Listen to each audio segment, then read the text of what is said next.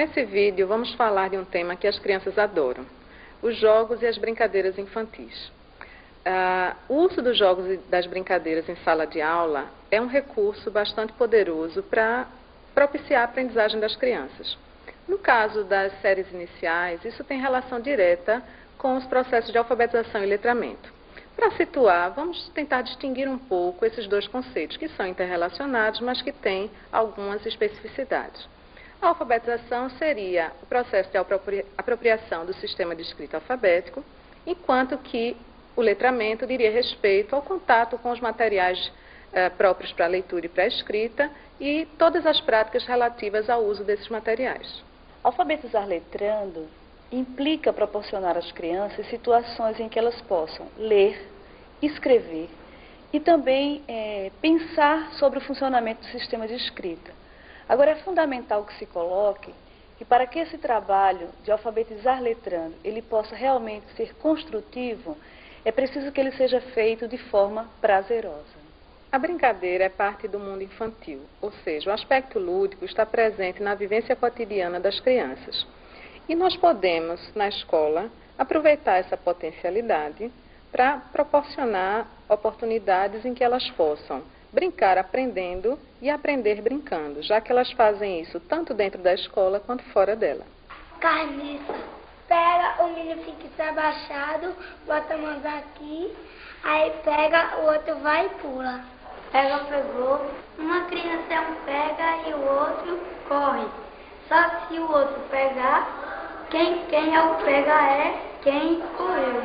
Amarelinha, a gente pega um giz, aí faz uma bola, aí faz três quadrados. Aí a gente tem que pular e jogar pedra. Aí se sair fora, a pessoa perde, aí não brinca mais. Vai outro dar chance a outra pessoa. Priscila, aonde será? Priscila,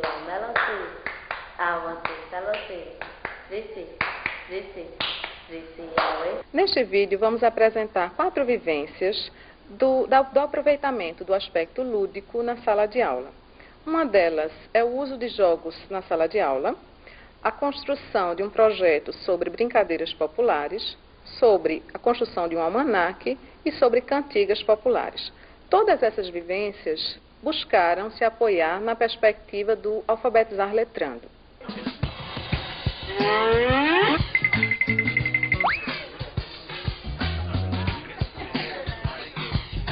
As atividades com jogos, elas são permanentes, como atividade permanente no meu planejamento. Assim, durante todos os dias eu tiro um horáriozinho para fazer atividades com jogos. Às vezes todos os alunos estão com os mesmos jogos, não. Outras vezes eu deixo eles livres para ir em busca dos jogos que eles gostam mais. Mas se eu quero determinado objetivo, eu direciono a atividade. A professora Niésia faz uso constante dos jogos em sua sala de aula. Para fazer a utilização desses jogos, a professora Niésia procura planejar e escolher esses jogos, buscando atender às necessidades de aprendizagem dos seus alunos. Um dos jogos que a professora fez uso foi o jogo das vogais. No jogo das vogais, as crianças, eu fiz um agrupamento com os alunos pré-silábicos. A regra do jogo existia um monte de fichinhas, faltando apenas uma letra, uma vogal, para ser completada. Essas fichas ficavam emborcadas em cima da mesa e havia um dado com todas as vogais. E um ratinho. O ratinho, quando caía no ratinho, ele perdia a vez da jogada. Então, uma criança pegava a ficha, jogava o dado, vamos dizer, panela. Estava faltando o E. Então, se ele jogasse o dado e caísse na letrinha E, ele ia refletir. O que estava faltando ali é panela, então está faltando que letrinha? Letrinha E. Então, ele ia buscar no alfabeto a letrinha E para completar. Caso não caísse a letrinha E, caísse o U, ele pegaria e colocava para ficar de reserva para uma próxima jogada. Então, assim, as crianças, elas avançam primeiramente por saber que as palavras escrevem com letras, né? No grupo havia crianças que nem utilizavam as letras para escrever palavras. Deixa eu ver aqui. O que foi que você formou? Não, eu só depois de você. Você já associou um Ré aí. Cadê ele? Essa letrinha é?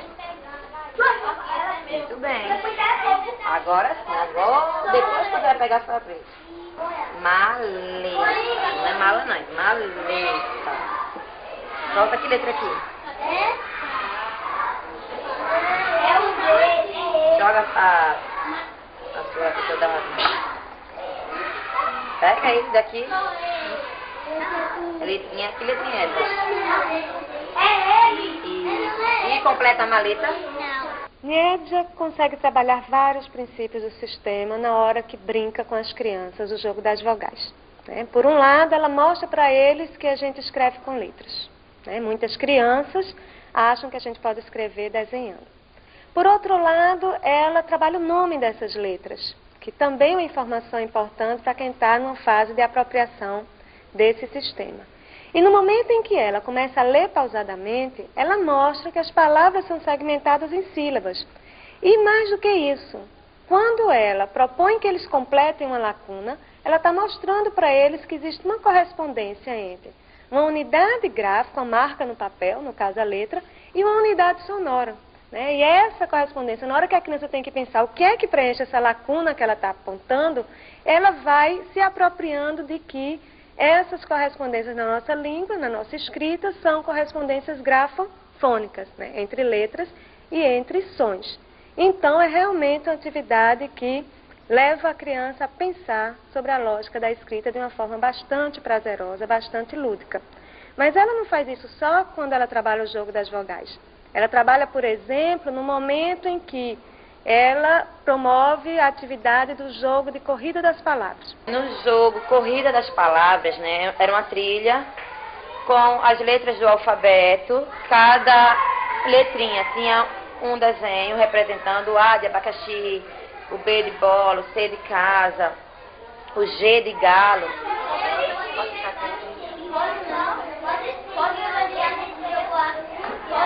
Mostra pra turma. É esse galo. O que é que diz? Não, ele, o que é que diz que não é? É esse mesmo. Quem é que fala? É esse mesmo. Coringa, exatamente. Na vez de Williams, ele parou na casinha da letrinha G. Pegou o envelope da letra G e foi ver qual das 3 palavras estava escrita a palavra galo. Ele teve um conflito imenso porque, como ele está na hipótese silábica e ainda não está de qualidade, está de quantidade, ele sentiu uma dificuldade imensa, porque todas as 3 começavam com G, assim, a pista que ele tinha era a letra G. Então, todas as 3, gato, galo e gelo, começava com G. Então, ele ficou com um conflito muito grande e ia por tentativa. Essa, mostrava para os alunos e os meninos diziam Coringa, porque não era.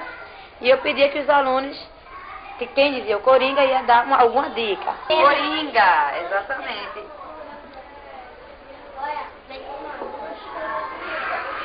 Ele vai ter 3 ajudas. E aí, quem ajuda? Ajuda? Dá uma pista pra ele como é galo. Tu disseste o quê?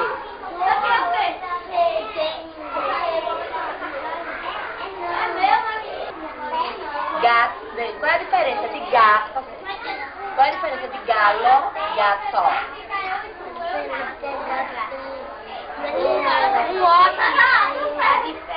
É o O?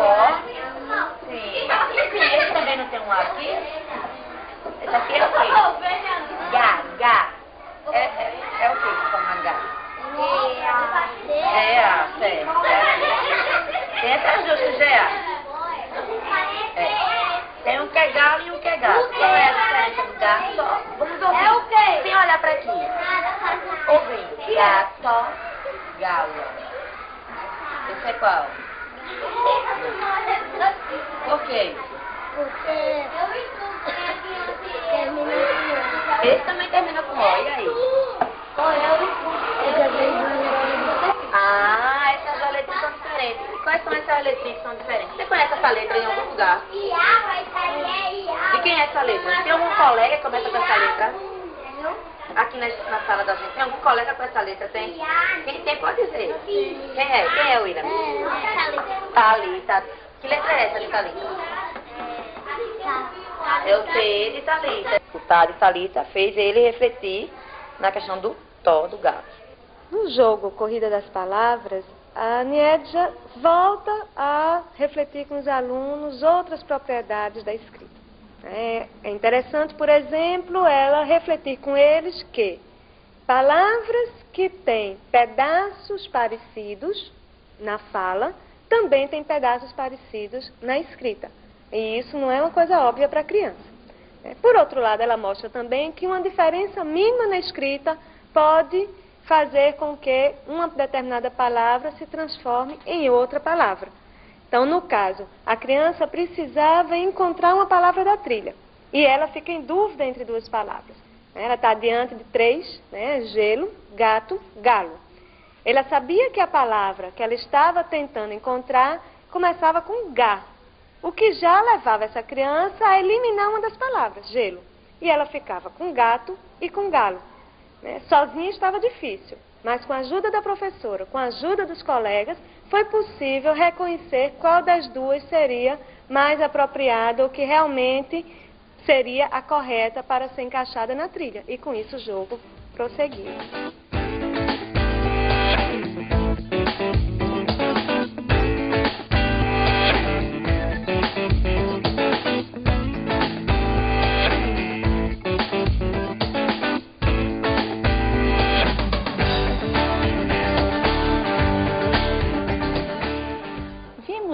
No trabalho da professora Niedja, como ela faz uso dos jogos para trabalhar a apropriação do sistema de escrita.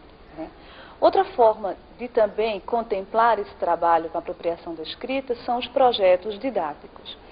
Um exemplo de projeto didático que busca trabalhar com as crianças não só a apropriação do sistema de escrita, como também a oportunização da leitura e da produção de texto, é o exemplo da professora Leila.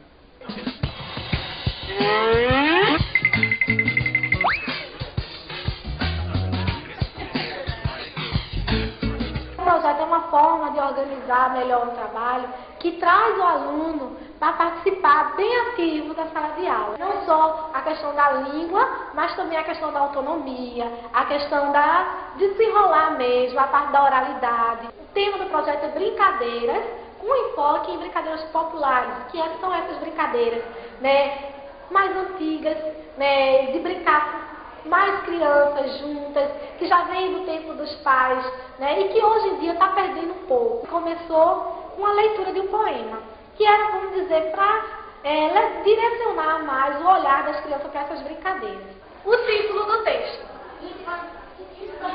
Como? Marcelo é o rei do castelo. Mariazinha, sua rainha. Carola brinca de bola. O texto escolhido por Leila, um poema, proporcionou às crianças um momento em que elas puderam brincar com as palavras, lendo e prestando atenção às rimas que havia entre os nomes das crianças e os nomes das brincadeiras que o poema trazia. Isso fez com que o momento da aula fosse bastante prazeroso. Vamos tentar localizar nele o nome das crianças que aparecem, das brincadeiras, tá certo? E Carola brinca de quê, Dedovice? Bola. Onde é que tá? Bola. Aqui? Aqui tem bola? Vamos lá. Bola. Como é bola, Dedovice? B. Aqui tem um O? Não. Então vamos procurar onde é que tem um B e um O para ser o bola. Procura outro. Aqui tem um B, mas com essa letra aqui. Que letra é essa, gente? R. Aqui tem escrito bola? Não. Onde é que tem escrito bola? Procura, Dedovice. Aqui, ó. Onde está? Lê pra tia. Aponta. Sim. Agora pode.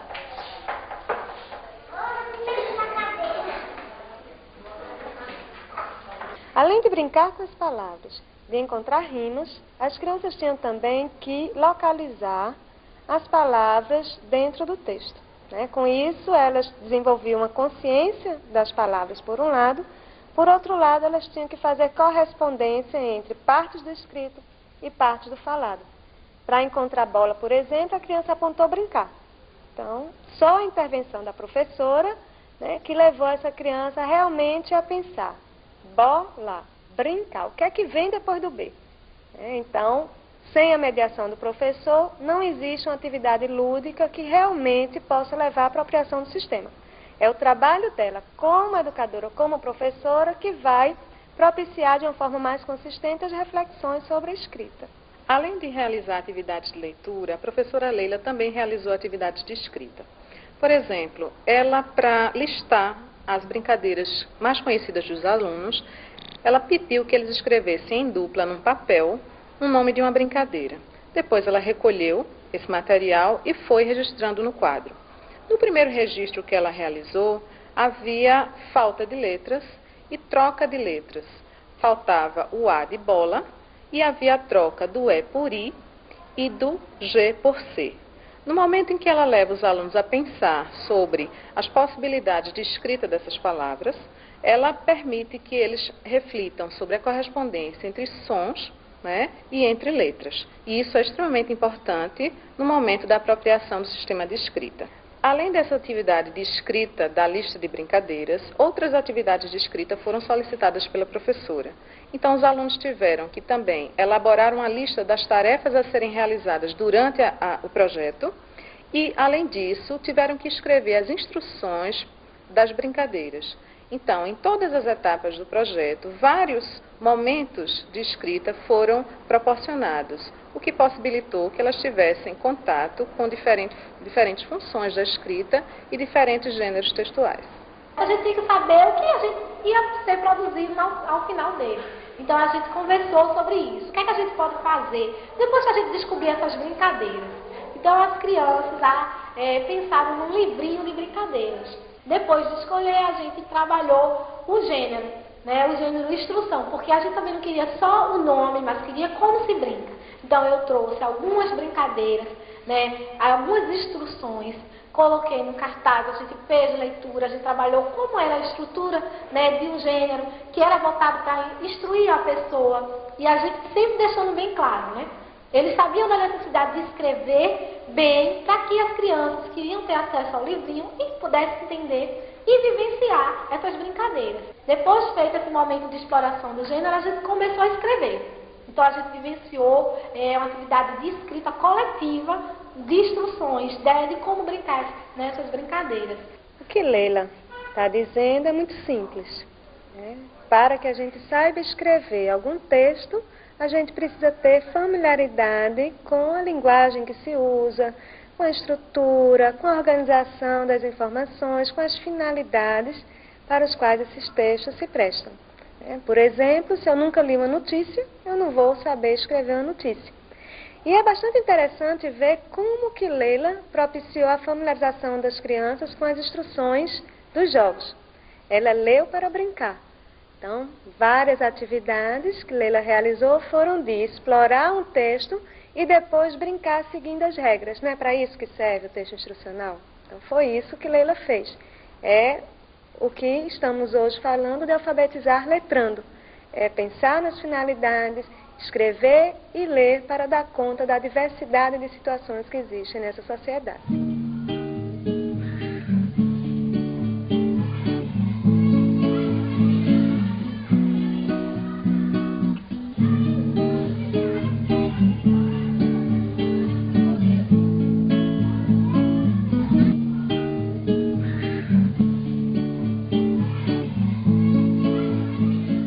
A professora Shalimar também explorou gêneros diversos no desenvolvimento do projeto com o almanaque.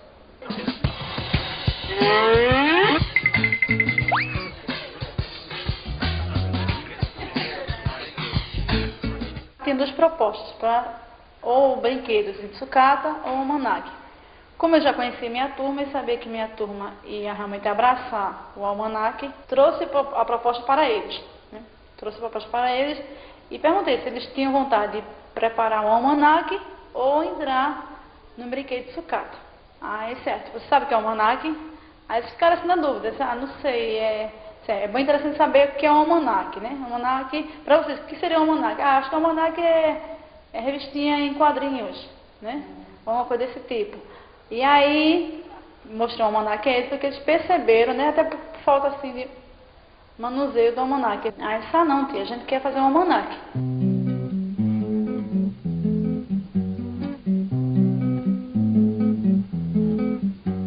Então eu propus a ele um questionário, né? O que vocês acham da gente fazer um questionário para realmente saber, para que eu possa, ou nós, melhor, possamos, né, definir a estrutura do almanaque. Então vamos lá, Valci, o que você acha que é um almanaque? Letra A, um livro como outro qualquer. Um livro de histórias em quadrinhos, letra B. Ou letra C, um livro que tem várias partes, como por exemplo, mágica, quadrinhos, poesias, receitas, etc. Letra C. Letra C. Você acha que é na letra C, certo? Então vamos lá, vou marcar aqui. Letra C. Segundo, você gostaria de ter um? Letra A, sim. Letra B, não. Sim. Letra A. Terceiro, se você fosse adquirir um almanaque, o que você gostaria que ele tivesse? Marcar apenas 3 itens. B. Poesias. B. C. Poesias. C. C é o quê? Músicas. Certo. E. Mágicas. 4. Se você acha que o almanaque deve ter mágica, brinquedos, palavras cruzadas, receita e música, por exemplo, que quantidade de cada um você acha que o almanaque deveria ter? C. 3. Mediante as perguntas do questionário e a escolha que vocês fizeram, já podemos organizar a estrutura do nosso almanaque. Nesse projeto de produção de um almanaque, Shalimar também lidou com diversos gêneros. Na produção do almanaque, ela resolveu iniciar, por exemplo, fazendo um levantamento de que gêneros os alunos gostariam que esse almanaque tivesse. E aí ela elaborou, por exemplo, um questionário, que é um primeiro gênero, né, no momento do projeto.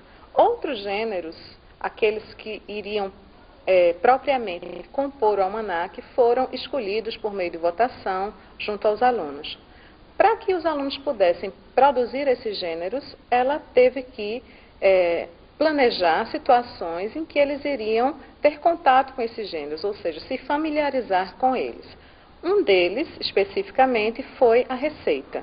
Gente, é o seguinte, vou agora distribuir para vocês, né, alguns textos, e a gente vai fazer uma leitura, distribuir, são 3 textos diferentes, certo? Aí vocês vão ler esses textos, fazer a primeira leitura silenciosa, e depois a gente vai ler em conjunto e vai discutir sobre cada um desses textos. Juntar partes iguais.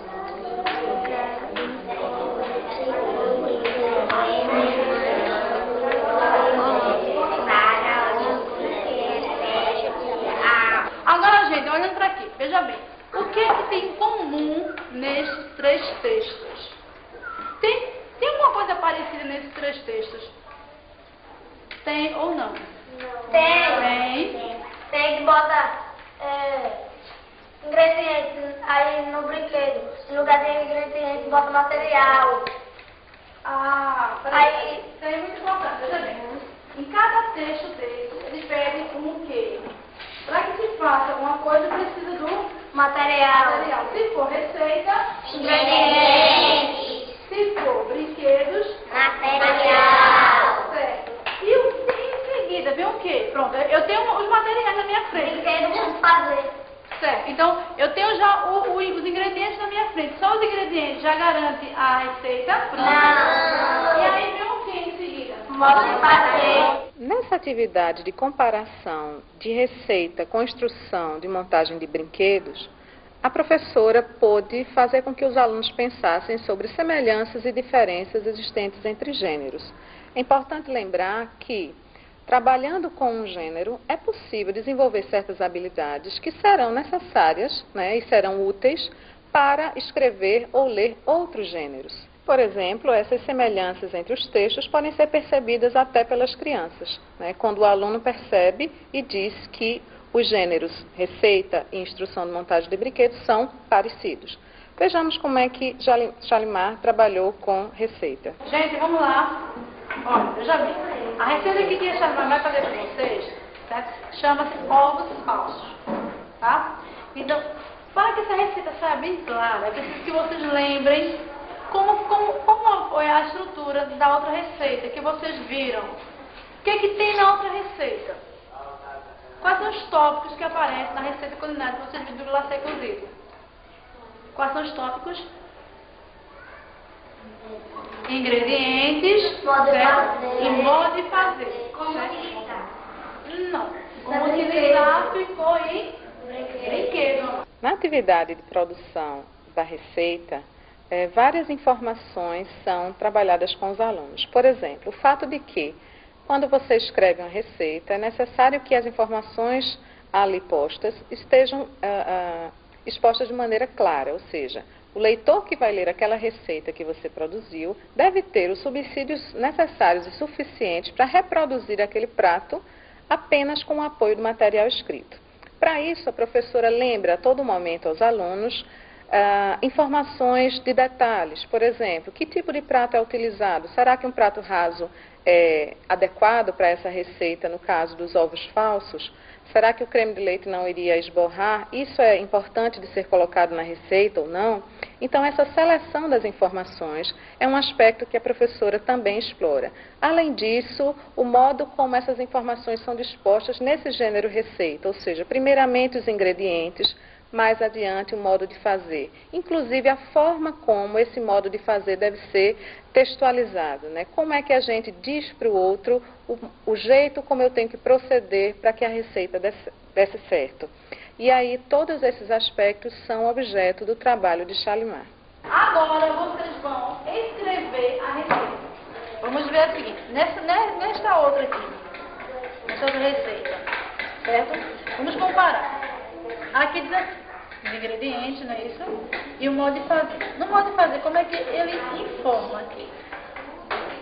Juntar o açúcar e as coisas e levar ao fogo. Mexendo até esquentar um pouco. Certo, vamos dar uma paradinha aí. Tá igual, esse texto aqui tá igual a este aqui, que está instruindo como fazer. Juntar o açúcar, tomar. Aqui tá igual. Tá. Tá? Não. Nesse caso, como é que a gente poderia fazer para que realmente a informação ficasse quase igual a essa daqui? Como é que tem que ser o texto? Botar 2 gemas de pêssego. Colocar 2 gemas de pêssego, ou no caso não seria 2 gemas de pêssego, acho que seria melhor 2 bandas de pêssego, não é isso? Posso apagar aqui? Vamos organizar, né? Essa partezinha aqui de modo de fazer, porque essa parte aqui tem que ser bem clara, assim, bem transparente, bem assim, informando bem direitinho.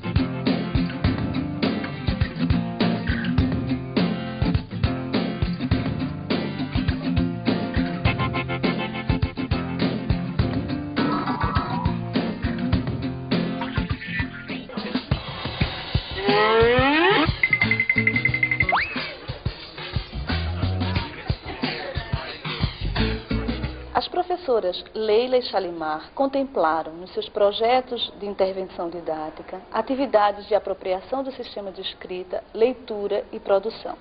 Estes mesmos aspectos foram contemplados através do trabalho da professora Cláudia. Esse projeto surgiu assim, eu percebia que essa sala é uma turma, essa turma como um todo, é uma turma que gosta muito de cantar.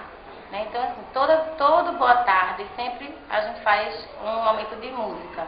E quando a gente vinha aqui para a sala, quando eles estavam trabalhando, de repente eles começavam a cantar espontaneamente, né? Então tudo se voltava assim a música. Se a gente ia para um passeio, era cantando o tempo todo, então eu via que essa turma gosta muito de cantar. E aí eu resolvi, a gente sabe que com essa questão do projeto, assim, com as questões lúdicas, com a ludicidade, tudo, a criança aprende mais prazerosamente, né? Então eu resolvi fazer esse projeto achando que envolvendo a cantiga de roda, com essa questão, as cantigas populares, com essa questão da apropriação, isso ia despertar um interesse maior na criança e daí ia surtir um bom resultado. Não lava o pé, não lava porque não quer. Ele mora na lagoa, não lava o pé porque não quer, mas isso é. Eu iniciei esse projeto fazendo um levantamento das cantigas populares que as crianças conheciam, né? fizemos esse levantamento, eles colocando espontaneamente quais as cantigas populares, depois a gente classificou essas cantigas populares em rodas cantadas.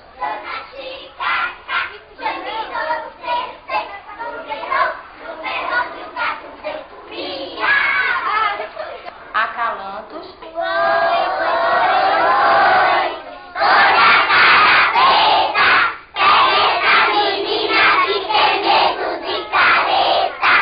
Parlendas.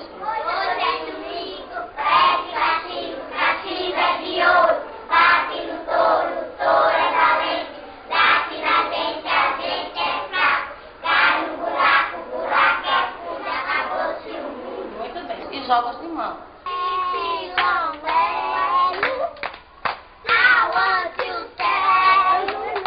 A segunda etapa foi, fora essa vivência dessa música, foi a atividade de apropriação mesmo, utilizando alguns desses textos, né? E eles foram vendo os diferentes gêneros textuais, as diferentes estruturas desses gêneros textuais, né? Porque a gente sabe que mesmo dentro desse segmento, cantigas populares, a gente tem vários gêneros textuais, né? E a gente procurou ver exatamente, diferenciar cada um deles e explorar cada um deles. A professora Cláudia, no seu projeto sobre cantigas populares, trabalhou com 4 gêneros específicos, né? 4 tipos de cantigas: acalanto, parlendas, cantigas de roda e jogos de mão. Cada uma delas com finalidades específicas. Por exemplo, acalanto, usado para fazer dormir as crianças e os bebês. E as outras como jogos que são realizados em grupo. Essas finalidades foram discutidas tanto oralmente com as crianças, quanto foram sistematizadas num cartaz escrito e fixado na sala de aula. Lembra que a gente está trabalhando sobre cantigas de roda, não é? Cantigas populares, né? Que aí a gente viu. Lembra que a gente fez esse cartaz aqui, da roda cantada, que vocês disseram que roda cantada é a música da canoa virou, fui na Espanha, tirando a cirandinha, tirei o pau no gato, não é? Acalantos, que acalanto serve pra quê? Pra que serve a música de acalanto? Pra pular? Quando a gente canta a música de acalanto, a gente pula? Não. Serve pra quê a música de acalanto? Pra cantar. Ah, popular, é uma cantiga popular. Mas serve pra quê as músicas de acalanto? Pra cantar pra quem?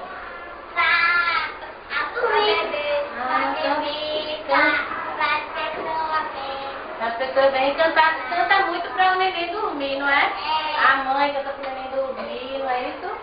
Aí tem o Nana Neném, o Boi da Cara Preta, Show Pavão. E tem também outro tipo de cantigas populares, né, Camila? Os jogos de mão. Jogos de mão é o que a gente faz o quê? Pronto, que a gente brinca assim com o coleguinha com a mão, não é? Então vocês disseram Almas do Cemitério, o Trem Maluco, a Doleta, Ligue China, e teve mais Priscila Melo, essa outra com quem, não é? Que a gente ainda não colocou ali, depois a gente vai botar. E tem também as parlendas, não é? Que serve pra gente cantar também, dizer, recitar. Tem a do Toucinho, quem lembra do Toucinho? Cadê o Toucinho que estava aqui? Cadê o gato? Fugiu pro mato. Cadê o mato? O boi comeu. É porque a gente ainda não trabalhou esse ano, mas no ano passado, lembra que a gente viu essa parlenda? Mas a gente vai rever. Como veremos a seguir, o trabalho com parlendas pode proporcionar atividades de reflexão sobre o sistema de escrita. Hoje a gente vai trabalhar com essa parlenda daqui, que vocês já conhecem. Vamos tentar ler. Lê aqui comigo que parlenda é essa, nome. Muito bem, então é ó, Dó, Mi, Dó. E agora, vamos ler aqui. Hoje